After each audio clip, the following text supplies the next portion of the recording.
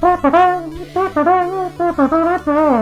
and salutations, nerds. This is Praying for Superpowers, a show about the deeper meanings, messages, and intricacies hidden within nerd culture. I'm Peter Jordahl. And I'm Trevor Sharon, and today we're talking about Szeth-son-son-Vallano. Wore white on the night he was to kill a king. White to be bold. White to not blend into the darkness.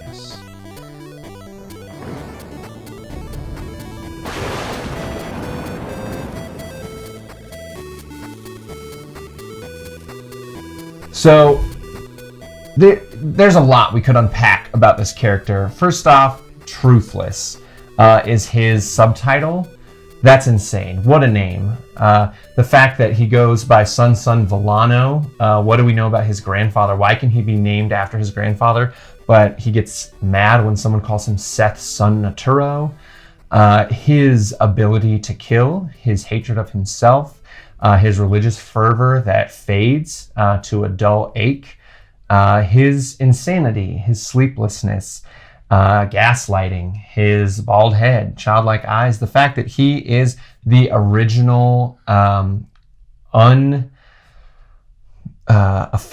no, that's not the right term. He is the same race as the people that arrived on Roshar with Odium in tow. Spoiler alert. Yeah, you should know by now. Maybe this is the first episode you watched. Sorry. Okay, first thing that I want to talk about with Szeth is how intense this character is on the spectrum of integrity.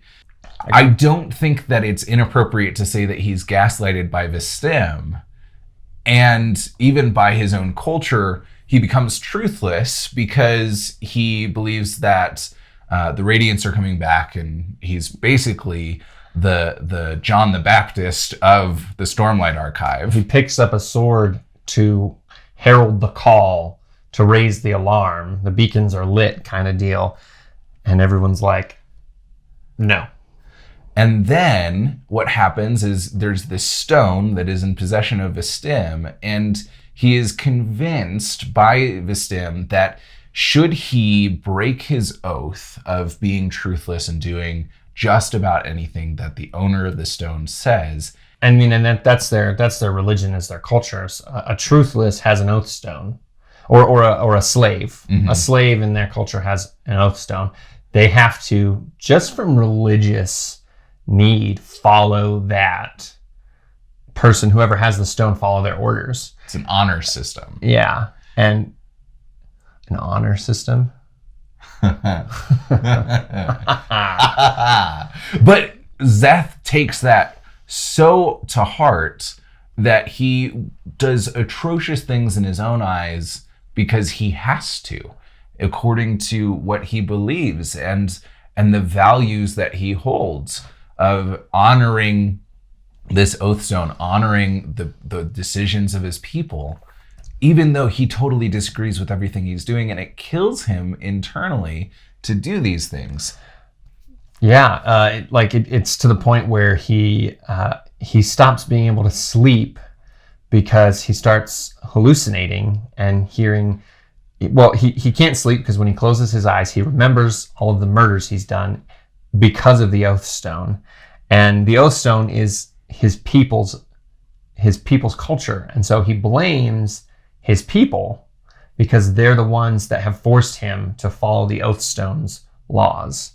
And so he becomes sleep deprived. He starts hallucinating that the voices of everyone he's ever killed is screaming from the darkness anytime he closes his eyes. And I mean, he goes insane, and we watch that as the books progress. He goes from like cursing himself for walking on stone that's been cut and broken, which is wrong in his eyes, to barely even thinking about it and welcoming death when it finally comes. Mm-hmm. Yeah. And the only time that he feels released from being truthless, even though he knows that foundationally it was incorrect and an unjust decision, is when he dies. And Nin has to explain to him, like, no, you've died, you've paid your price. Like, you can move on now, before Szeth is able to move on. And I just think there's a lot of really admirable beauty to the lengths at which Szeth will go to maintain his integrity. And it's not, I mean, even foundationally, it is broken. It is a broken integrity because he isn't wrong and he doesn't need to be truthless. And it was a false accusation because we see that it comes true. But even so, he honors what his culture says. He honors his slave owners. He honors his nation. Yeah. And this is something that I've always found really interesting. Brandon Sanderson is a well-educated writer.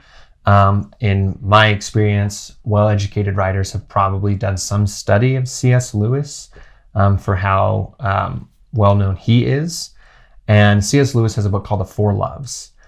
And he talks about the different types of love that exist. And he talks about some offshoots of love that are dangerous.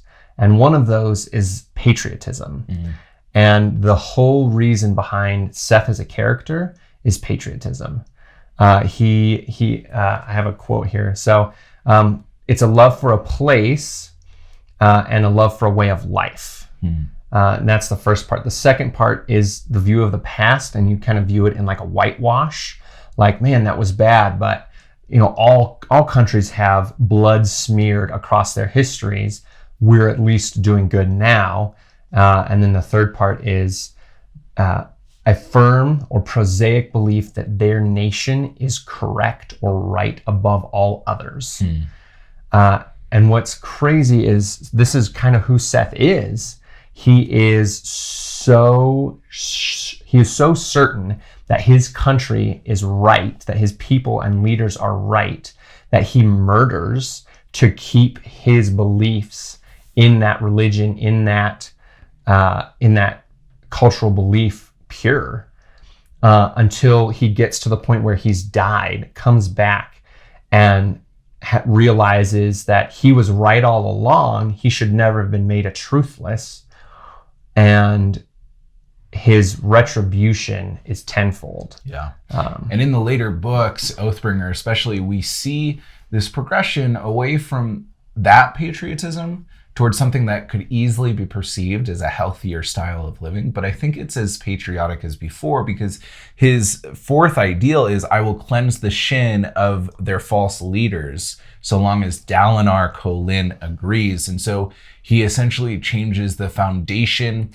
for who he is and what he's pursuing mission-wise from the Shin to Dalinar. And I think for as wonderful as Szeth is as a character, there is also this very dangerous fanaticism to who he is. And it's interesting because I think that fanaticism, maybe even in general, but especially here, is rooted in cowardice. He can't, like, and that's what Kaladin calls him. He says, "You're a coward. You're not insane. You're a coward." And Szeth nods his head in agreement. And I think, yeah, he's a coward to not stand up against the beliefs of his people and against King Taravangian. And he's a coward when he shifts the blame yet again. He says, "I will kill the Shin so long as Dalinar Kholin thinks it's right," because it gives him an escape. It gives his fanaticism the ability to not be blamed on him. He doesn't have to bear the responsibility for his actions. No, I did it because of the Oathstone. No, I did it because Dalinar told me. And yet, found at the base of those two statements, he chose to obey the Oathstone, and he chose to obey Dalinar. And these are choices that he is making. And I think deep in his heart, he recognizes that and tries to run away from it so much because he probably doesn't know who he is or what he believes about the world. And so it's easier to just do what our leaders say. There's an experiment that happened in the 1900s, the Milgram Experiment.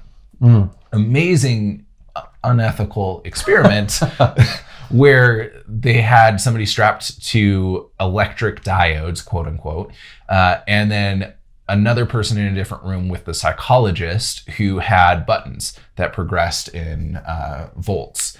And the person in the room would be given several word pairs and have to memorize it. If they got it wrong, the person on the other side, who is actually the test subject, would have to give them a shock. And every time they got it wrong, the shocks would be progressively more and more intense. But it wasn't an actual shock.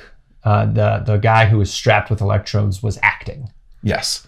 And what they were actually experimenting for was to see the influence of authority on morality, essentially. And so we go through this experiment, and a staggering number of people were willing to go so far in the electric shocks that the person in the other room, the actor, would say, "Oh, my heart hurts, my heart feels funny," and scream in pain when they were shocked, quote unquote, and then be silent. And the instructor would encourage them to shock them again.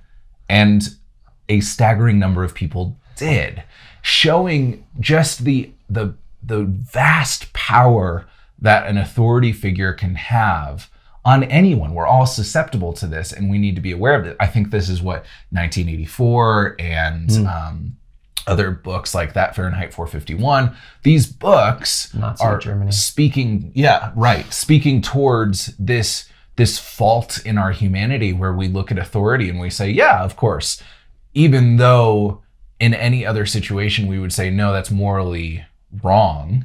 And we see Szeth obeying authority even when he doesn't really fully agree with it, but because they say so, I will do so. And we thank you, Brandon Sanderson, for the inner monologuing of your characters. Yeah. Szeth's inner conversations with himself throughout all of his chapters and interludes is fantastic because it really gives us a great view of this self-hatred, this disagreement with what he's doing, this absolute, complete aversion to death and pain. He doesn't want to be doing the things he does, and yet his, at the same time, arguments for why he should continue to do it, which I think is crazy. Yeah. No. Well, actually, crazy. Yeah. I mean, he's such a broken character and such a viciously consistent character. Oh, yeah. Like, he's the most consistent character of the books. If we were to put Kaladin in a room with certain options and Szeth in a room with certain options, 9 out of 10 times we could probably guess what Szeth's going to do. Maybe even 10 out of 10 times. Yeah. Whereas with Kaladin, maybe once. Yeah. Like, I think it's the same for all characters. All the other characters would be like, we could maybe guess what Dalinar, Navani, Adolin, who all of them, Shallan, might do, but maybe be 50% right. Yeah. And with Szeth, we're way closer to 90 to 100%. We even need a Deus Ex Machina to change the trajectory of Szeth's life, where Nin comes in and changes everything in order for him to not pursue this goal that he knows is wrong. What's interesting too, and this is something I'm just realizing, is that Nin's sun god, or Nail, whatever you call him, the god of law, is Szeth's authority figure. Mm-hmm. And Szeth, he doesn't tell him no, but Nin gives him the freedom to choose who to make himself. And Szeth swears himself to Dalinar Kholin, which is interesting. He's almost kind of spitting in Nin's face, because Nin is on the side of the enemy at that point. The Skybreakers are part of the bad guys now. Like, that is what happens at the end of that book. And we kind of see that, well, maybe they always have been, and Nin's just been lying to himself.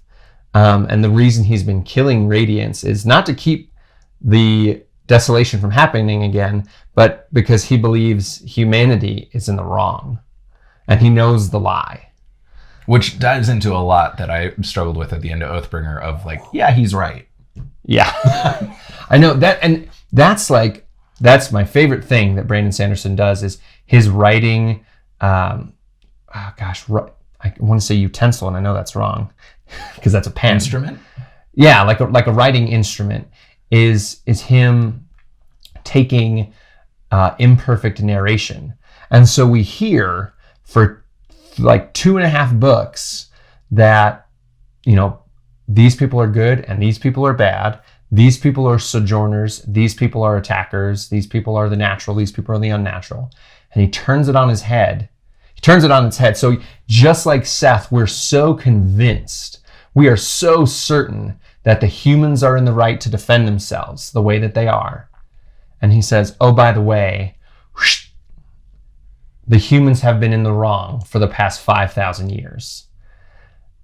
And it hit me. Like Trevor was saying, like, that's hard. I'm like, yeah, kind of on the side of the Parshendi. Like, I don't like odium. Mm-hmm. But I agree with the Parshendi. Yeah, right. And then at the same, like, now I'm on a tangent, but I'm not going to stop. But it's so obvious every time after Brandon Sanderson does that. Every time he makes a flip, it's like, well, of course, these people who have to hide during high storms and constantly die aren't natural to this planet. Of course, the horses and the parrots and the grass aren't natural because they're not safe. They would have adapted over thousands of years of evolution, or because they were created that way by the God who built the planet. So, of course, the humanoids who can survive the storms and the Rashadium, the horses who can survive the storms, are, of course, what's natural. Yeah. Well, and I think this may be an important inner questioning to have, is I think that what we see at the end of Oathbringer and what we see mirrored in Szeth is something we've seen in our own history with colonialism, of coming and conquering a place that is already inhabited and saying, no, you're ours now, and this is our land now, and you're going to follow our rules, and we're the leaders. And we've seen that happen. And what we say, like, is to quote my favorite TV show, Avatar, is like, we were told that we were the best, that we knew best, and then we needed to share our ways with the world. What a beautiful lie. And that's what colonialism is. And right. And we can't change what's happened in the past, but we can change the way that we are interacting with the world around us now. And it may be important for us to at least question, what have we been told and what are we doing because of what we've been told? And how are we treating certain individuals based on what authority has told us? And for me, at least, and I'm sure Peter's here with me too, is there is this basic value to a person that is inalienable and it is unchangeable. And I like to liken it to a dollar bill, where you can rub it in the dirt, you can mark it all up, you can tear it in half, and it's still worth the exact same amount it was when it was fresh and new. Which is nothing because it's paper. Oh my gosh. Undermining. But I think we if we look at humanity in the same way, that a person has the same value no matter what they've been through or what they've done. Or what they look like or who they are. Right. Yeah. There's this, and it's not saying like, I think that it's very easy to say like, this person may have more value because what they bring to this and that. That's not, I'm not getting into that discussion. I'm just saying that the fact that a person exists comes with a level of value that we can honor.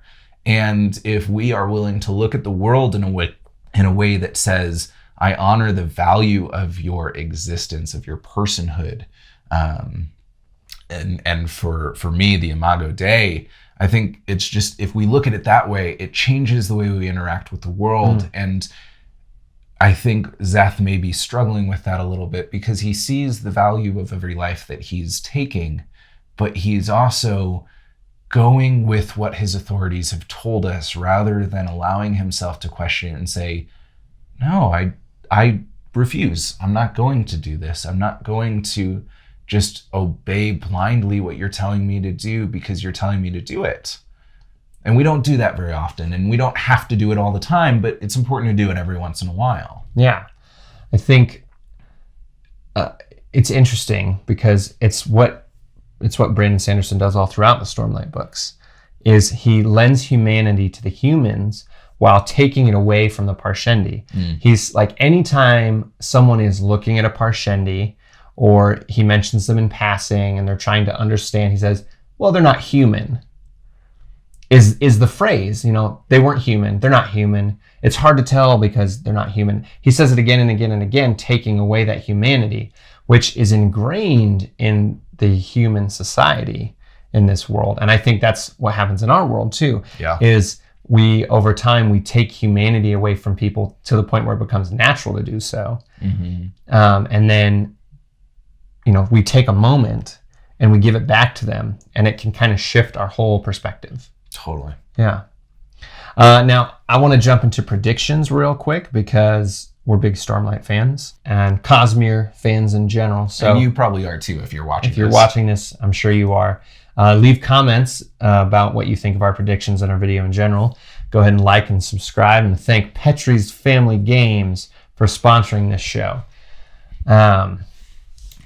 So I think that we've been waiting so long, first off, for a Mistborn novel, the fourth part of Wax and Wane, because something important from the Wax and Wane world is going to appear in Stormlight Book 4. Just like Nightblood and Azul and all of these things from Warbreaker appeared in Oathbringer. I think the same thing is going to happen in Book 4 and we've already seen some. We've seen one of the masked people appear in Stormlight, and so we're going to see that in Book 4 from Scadrial. My biggest prediction is Brandon Sanderson is an overwriter, right? George R.R. Martin asked him, do you write short fiction? And his response was, I write long short fiction, because he can't not write the whole story that's in his head, which I respect. I think that's really cool. But I think he said there's going to be 10 Stormlight books, and there's probably going to be 12, or maybe more, maybe just 11. But I think the last book, the opening line is going to be, Szeth, son Naturo of the Skybreakers, wore white on the day he was to kill a god. Because it sounds too cool for Brandon not to do it, and it sounds right up Brandon's alleyway to do it. To end the series the way it began. Yeah. With changes that encompass the difference that has happened throughout the story. Right, because the reason he's called Szeth-son-son-Vallano is because it's disrespectful to call him as his father's son, because he's a truthless. So I'm interested, because every one of the Stormlight books is going to focus on one character, right? Yep. And so we've had Kaladin, Shallan, and Dalinar so far. We're supposed to get a Venli, a Yasna, and we're going to get maybe one or two of the Heralds, and a Szeth, and a Lift. And I think Seth's book is going to start this way, and it's going to finally tell us why he can't be named after his father. What exactly did he do? Was he a monk?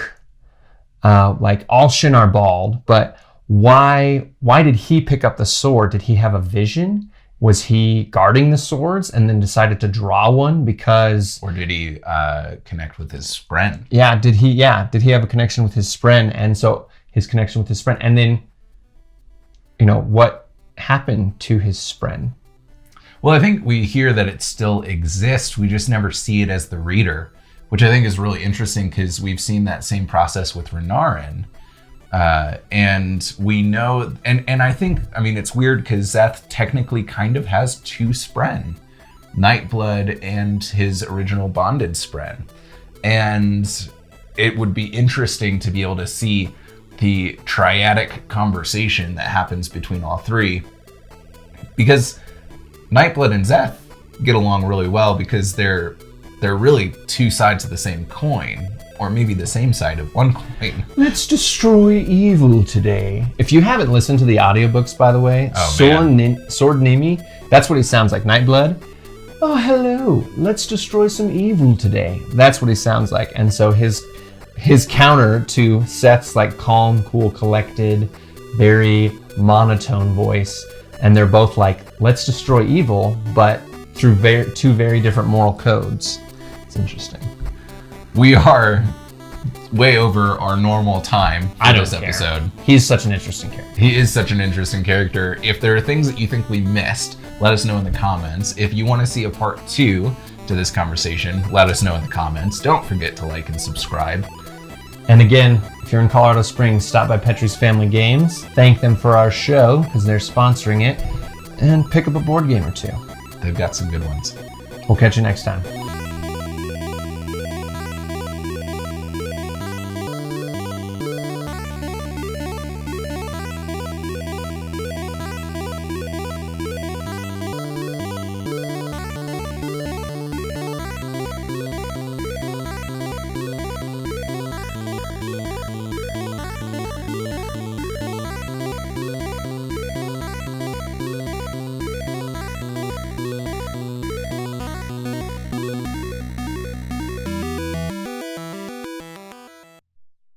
Greetings and salutations, nerds. This is Praying for Superpowers. A show about the deeper meanings, messages, and intricacies hidden in